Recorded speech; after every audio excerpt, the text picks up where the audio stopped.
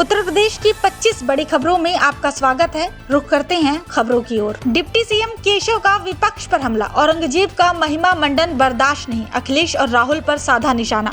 प्रयागराज में deputy CM Keshav Prasad Maurya ने विपक्ष पर निशाना साधते हुए कहा कि देश और यूपी मुगल आक्रांता औरंगजेब का महिमा मंडन बर्दाश्त नहीं करेगा।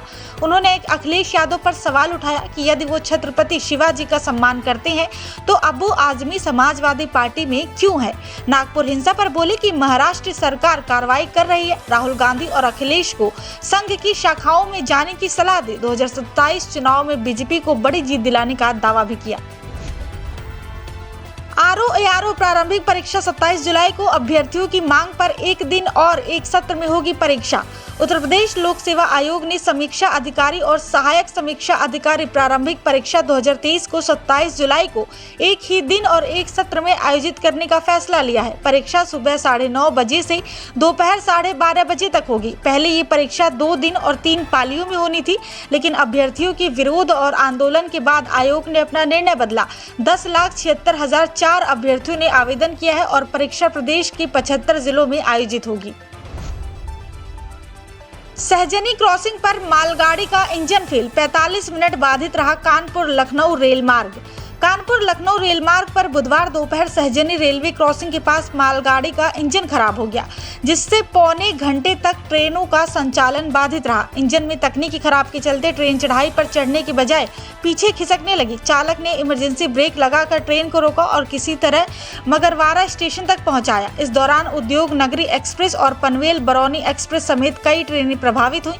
समस्या हल होने के बाद दोपहर 2:30 बजे रेल संचालन बहाल हुआ। बिना अनुमति औरंगजेब का पुतला फूंकने पर बजरंग दल के पूर्व जिला संयोजक गिरफ्तार, 19 पर केस दर्ज। कानपुर के मोती झील चौराहे पर बिना अनुमति औरंगजेब का पुतला जलाने के मामले में बजरंग दल के पूर्व जिला संयोजक कृष्णा तिवारी को पुलिस ने गिरफ्तार जेल भेज दिया है।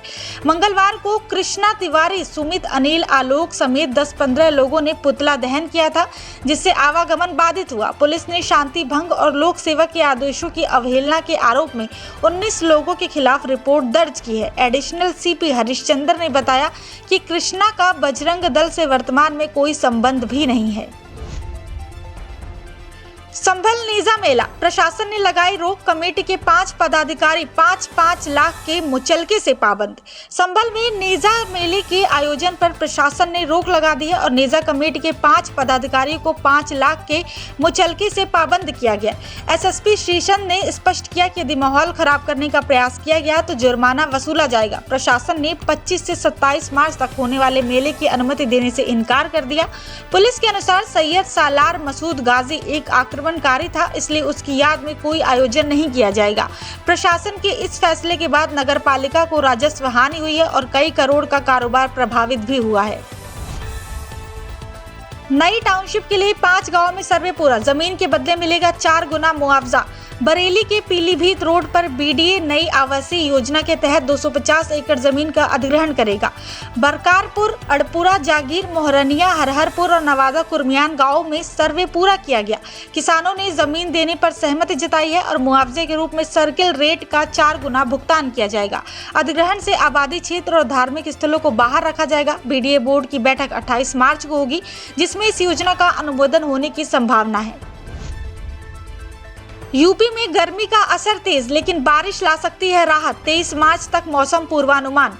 बुधवार को तेज धूप से यूपी के कई जिलों में तापमान में बढ़ोतरी हुई। वाराणसी, प्रयागराज, झांसी सहित कई जिलों में भीषण गर्मी महसूस की गई। 19 से 22 मार्च तक गरज, चमक और बूंदाबांदी का अलर्ट जारी किया गया। पश्चिमी विक्षोभ और बंगाल की खाड़ी से आई नमी युक्त हवाओं का असर दिखेगा। 23 मार्च से फिर से तापमान में बढ़ोतरी के आसार। पूर्वी और पश्चिमी यूपी के कई इलाकों में हल्की बारिश हो सकती है, जिसमें शामिल है लखनऊ, वाराणसी, प्रयागराज, झांसी, कानपुर, मेरठ, बरेली, गोरखपुर, सहारनपुर। फिलहाल गर्मी बढ़ रही है, लेकिन बारिश से कुछ हद तक राहत मिलेगी। तापमान में हल्की गिरावट दर्ज की जा सकती है। उत्तर प्रदेश में गर्मी का दौर शुरू हो चुका है, लेकिन 19 से 22 मार्च के बीच हल्की बारिश और बादलों के कारण राहत मिलेगी। इसके बाद 23 मार्च से फिर से गर्मी बढ़ने के आसार हैं। कानपुर के लिए सफर हुआ मुश्किल, 42 दिनों तक कई ट्रेनें डाइवर्ट। कानपुर गंगा पुल पर मरम्मत कार्य के कारण 20 मार्च से 42 दिनों तक कई ट्रेनें अन्य रूटों पर डाइवर्ट की गई हैं।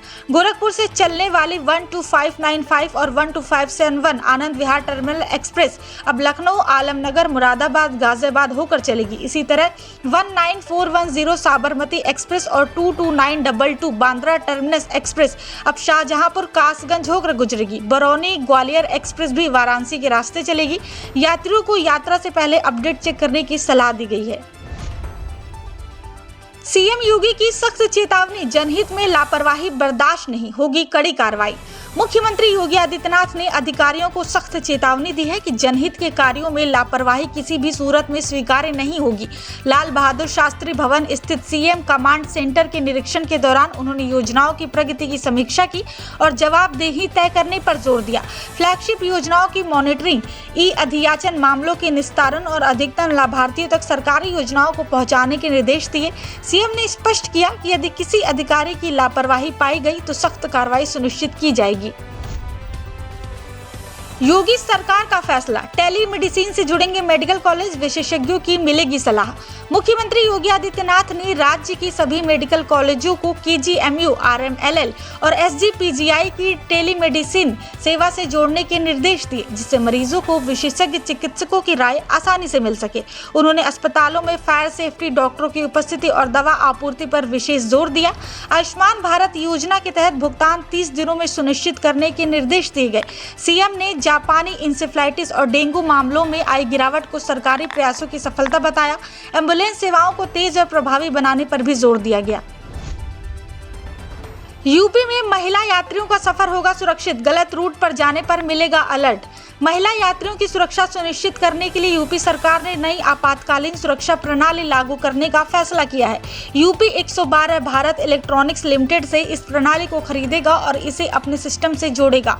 महिलाएं ऐप डाउनलोड कर अपनी यात्रा का विवरण दर्ज करेंगी, जिससे यूपी 112 उनकी लोकेशन ट्रैक कर सकेगा।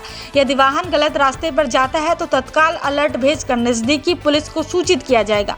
ये पहल पब्लिक ट्रांसपोर्ट में महिलाओं की सुरक्षा को और मजबूत बनाएगी। यूपी में गाय बकरी पालन से होगा मुनाफा, योगी सरकार दे रही 50 लाख तक का अनुदान। योगी सरकार की नंदिनी कृषक समृद्धि योजना और राष्ट्रीय पशुपालन मिशन के तहत किसानों को 50 लाख रुपए तक का अनुदान दिया जा रहा है। 100 से 500 बकरियां पालने पर सरकार 10 से 50 लाख रुपए तक सहायता देगी, जबकि 25 दुधारू गायों के लिए भी 50 लाख तक अनुदान मिलेगा। इसमें साहिवाल, गिर, थापरकर और गंगातीरी नस्ल शामिल है। अनुदान 3 चरणों में दिया जाएगा। इच्छुक किसान विकास भवन या पशु चिकित्सा केंद्र में संपर्क कर आवेदन कर सकते हैं।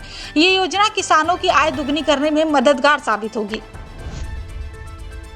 अस्पतालों और लैब के लिए बदले नियम, फायर एनओसी के बिना नहीं मिलेगा लाइसेंस। स्वास्थ्य विभाग ने अस्पताल, क्लिनिक, पैथोलॉजी लैब और डायग्नोस्टिक सेंटर के पंजीकरण के नियम लागू किए हैं। 1 अप्रैल से लाइसेंस पाने के लिए फायर एनओसी या सेफ्टी ऑडिट रिपोर्ट अनिवार्य होगी। बिना इन दस्तावेजों की न तो नया लाइसेंस मिलेगा और न ही नवीनीकरण होगा। डॉक्टरों को अपने कार्यस्थल और समय की शपथ पत्र में जानकारी देनी होगी। निरीक्षण के दौरान अनुपस्थित पाए जाने पर लाइसेंस निलंबित किया जा सकता है। नए नियम 17 मानकों पर आधारित होंगे, जिनमें भवन का नक्शा, प्रदूषण नियंत्रण, एनओसी और मेडिकल स्टाफ की योग्यता शामिल है। रामलला को 2 माह में मिला 26 करोड़ का दान, ट्रस्ट ने खरीदी 36 करोड़ की जमीन। महाकुंभ के दौरान 3 करोड़ श्रद्धालुओं ने अयोध्या में रामलला के दर्शन किए, जिससे दान में बड़ा इजाफा हुआ। जनवरी और फरवरी में 26 करोड़ रुपए का दान मिला, जिसमें 57 लाख का विदेशी योगदान शामिल है। ट्रस्ट ने दान पात्रों की संख्या 6 से बढ़ाकर 34 कर दी, जिससे आय में वृद्धि हुई। इसके अलावा बीते 4 महीनों में ट्रस्ट ने 36 करोड़ रुपए में 4 एकड़ जमीन खरीदी। महाकुंभ का अयोध्या की अर्थव्यवस्था पर भी सकारात्मक प्रभाव पड़ा, जिससे 2500 करोड़ का कारोबार हुआ और स्थानीय लोगों को लाभ मिला। बलिया पुलिस मुठभेड़, एटीएम फ्रॉड गैंग के 4 बदमाश गिरफ्तार, 1 घायल। बलिया में पुलिस और बदमाशों के बीच मुठभेड़ में एटीएम फ्रॉड गैंग के 4 बदमाशों को गिरफ्तार किया गया, जिनमें से एक के पैर में गोली लगी और उसे अस्पताल में भर्ती कराया गया। पुलिस ने 63 एटीएम कार्ड, 2 तमंचे, 4 कारतूस, 1 कार और 7,688 रुपए बरामद किए। ये बदमाश बलिया, दिल्ली समेत अन्य शहरों में एटीएम बदलकर पैसे निकालने का धोखाधड़ी गिरोह चलाते थे। पुलिस को गुप्त सूचना मिली थी, जिसके बाद घेराबंदी कर कार्रवाई की गई। सभी आरोपियों के खिलाफ बलिया और अन्य शहरों में मामले दर्ज हैं। आगे की जांच जारी है। लखनऊ नगर निगम ने डिप्लोमा इंजीनियरिंग संघ की बिल्डिंग को किया सील, 30 लाख से अधिक बकाया। नगर निगम ने पीडब्ल्यूडी के डिप्लोमा इंजीनियरिंग संघ की बिल्डिंग को 30 लाख रुपए की बकाया के कारण सील कर दिया। गुरुवार सुबह जोन 1 की टीम ने कार्रवाई करते हुए मुख्य द्वार को बंद कर दिया। नगर निगम के अनुसार लोक निर्माण विभाग यानी पीडब्ल्यूडी पर भी 2 करोड़ से अधिक का बकाया है। बकाया राशि का भुगतान न करने पर आगे और संपत्तियों पर भी कार्रवाई हो सकती है। इस कदम से नगर निगम ने सरकारी और निजी संस्थानों को बकाया चुकाने के लिए सख्त संदेश दिया है। यूपी में बदलेगा मौसम, कई जिलों में बादल, शाम तक बूंदाबांदी के आसार। उत्तर प्रदेश में एक बार फिर मौसम में बदलाव देखने को मिलेगा। गुरुवार सुबह से कई जिलों में बादल छाए रहे, जबकि मौसम विभाग ने शाम तक हल्की बारिश और गरज चमक की संभावना जताई है। 20 से 22 मार्च के बीच पश्चिमी और पूर्वी यूपी में झोंकेदार हवाओं के साथ हल्की बारिश हो सकती है, जिससे तापमान में हल्की गिरावट आएगी। हालांकि 23 मार्च से फिर से गर्मी बढ़ने की संभावना है। मौसम वैज्ञानिकों के अनुसार बंगाल की खाड़ी से आने वाली पूर्वाई इस बदलाव का कारण बनी है। लखनऊ एयरपोर्ट रनवे मरम्मत का समय घटा, 16 नई उड़ानें जुड़ेंगी। लखनऊ के अमौसी एयरपोर्ट पर रनवे मरम्मत के समय में 2 घंटे की कमी की गई है। 21 मार्च से सुबह 11 बजे से शाम 5 बजे तक रनवे बंद रहेगा, जिससे विमानों की आवाजाही बढ़ेगी। पहले ये समय सुबह 10 से शाम 6 बजे तक का था। मुख्यमंत्री योगी आदित्यनाथ के हस्तक्षेप के बाद डीजीसीए ने ये बदलाव किया। इससे दिल्ली, मुंबई, बेंगलुरु सहित अन्य रूटों पर 16 अतिरिक्त उड़ानें शुरू हो सकेंगी। हालांकि 15 अगस्त से रनवे मरम्मत का कार्य 1 महीने के लिए बढ़ाया जाएगा। बरेली में अटल आवासीय विद्यालय तैयार, 25 मार्च को सीएम योगी करेंगे उद्घाटन। बरेली के नवाबगंज के अधिकटा नजराना गांव में 71 करोड़ रुपए की लागत से बने अटल आवासीय विद्यालय का उद्घाटन 25 मार्च को मुख्यमंत्री योगी आदित्यनाथ करेंगे। श्रम मंत्री अनिल राजभर और प्रमुख सचिव डॉक्टर MKS सुंदरम ने तैयारियों का निरीक्षण किया। 15 एकड़ में फैले इस विद्यालय में 500 बालक और 500 बालिकाओं के लिए छात्रावास की सुविधा है। इस सत्र में 6ठी और 9वीं कक्षा में 280 छात्रों का प्रवेश हो चुका है। डीएम ने 23 मार्च तक सभी व्यवस्थाएं पूरी करने के निर्देश दिए। इसी साल से विद्यालय में पढ़ाई शुरू होगी। यूपी बोर्ड 2025 उत्तर पुस्तिकाओं का मूल्यांकन शुरू, कॉपियों में मिले नोट और अनुरोध। यूपी बोर्ड की हाई स्कूल और इंटरमीडिएट की उत्तर पुस्तिकाओं का मूल्यांकन बुधवार से शुरू हुआ। पहले ही दिन एक कॉपी में 200 रुपए का नोट मिला, जिस पर छात्र ने लिखा, सर पैसे मिल जाए तो पास कर देना। कई छात्रों ने कॉपियों में गुजारिश भरे संदेश लिखे। मूल्यांकन केंद्रों पर 3254 परीक्षकों की तैनाती थी, लेकिन केवल 950 शिक्षक ही उपस्थित रहे, जिससे कार्य धीमा हो गया। हाई स्कूल की 3.5 लाख और इंटर की 3 लाख कॉपियों का मूल्यांकन होना है। पहले दिन हाई स्कूल की 6873 और इंटर की 4511 कॉपियों की जांच पूरी हुई। बढ़ते तापमान पर सीएम योगी की समीक्षा, हीट वेव से बचाव के लिए दिए सख्त निर्देश। मुख्यमंत्री योगी आदित्यनाथ ने हीट वेव से बचाव के लिए अधिकारियों को सतर्क रहने और हर जिले में अर्ली वार्निंग सिस्टम लगाने के निर्देश दिए गए हैं। जंगलों में आग से जानवरों को बचाने और शरारती तत्वों के खिलाफ सख्त कार्रवाई करने को कहा गया है। हीट वेव से जनहानि हुई तो जिम्मेदारों पर कड़ी कार्रवाई होगी। वन विभाग को पंछियों और वन्यजीवों के लिए जल आपूर्ति सुनिश्चित करने के निर्देश मिले हैं। इस मौके पर सीएम ने राज्य हीट वेव एक्शन प्लान 2025 का विमोचन किया और इसे सरल हिंदी में भी उपलब्ध कराने को कहा। विदेशी आक्रांताओं का महिमा मंडन देशद्रोह, भारत ऐसे देशद्रोहियों को स्वीकार नहीं करेगा। मुख्यमंत्री योगी आदित्यनाथ ने बहराइच में एक कार्यक्रम के दौरान कहा कि विदेशी आक्रांताओं का गुणगान करने वाले देशद्रोही हैं और आज का भारत ऐसे किसी को भी स्वीकार नहीं करेगा। उन्होंने कहा कि भारत की सनातन संस्कृति और महापुरुषों का सम्मान हर नागरिक का कर्तव्य है। मुख्यमंत्री ने बहराइच में 845 लाख की लागत से बने नए तहसील भवन और आवासीय परिसर का उद्घाटन किया। उन्होंने बताया कि 2017 में 33 लाख से अधिक लंबित राजस्व मामलों का निपटारा किया गया और 6400 एकड़ जमीन अवैध कब्जे से मुक्त कराई गई। योगी सरकार ने बहराइच में मेडिकल कॉलेज, बाईपास और नेपाल कनेक्टिविटी को आसान बनाने के साथ साथ इको टूरिज्म हब बनाने की भी योजना बनाई है। उन्होंने घोषणा की कि 1 अप्रैल से मुख्यमंत्री सामूहिक विवाह योजना की राशि 51,000 से बढ़ाकर 1 लाख रुपए कर दी जाएगी और हर तहसील में फायर स्टेशन स्थापित किया जाएगा।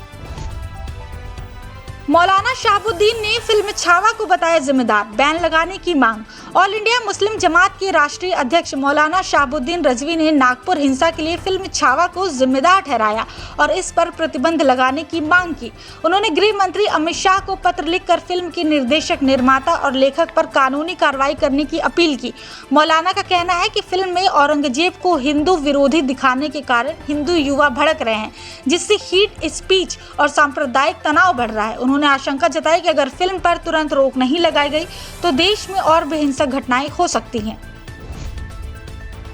कानपुर गंगा मेला ध्वजारोहण के साथ शुरू हुआ ऐतिहासिक उत्सव, रंग ठेला में झूमे होरियारे। कानपुर का ऐतिहासिक गंगा मेला गुरुवार को ध्वजारोहण के साथ हटिया से शुरू हुआ। सुबह 10:30 बजे जिलाधिकारी और पुलिस कमिश्नर ने झंडा लहराकर मेले का शुभारंभ किया। पूरे शहर से लोग हटिया पहुंचे, जहां 25,000 से अधिक होरियारे रंगों के साथ नाचते गाते दिखे।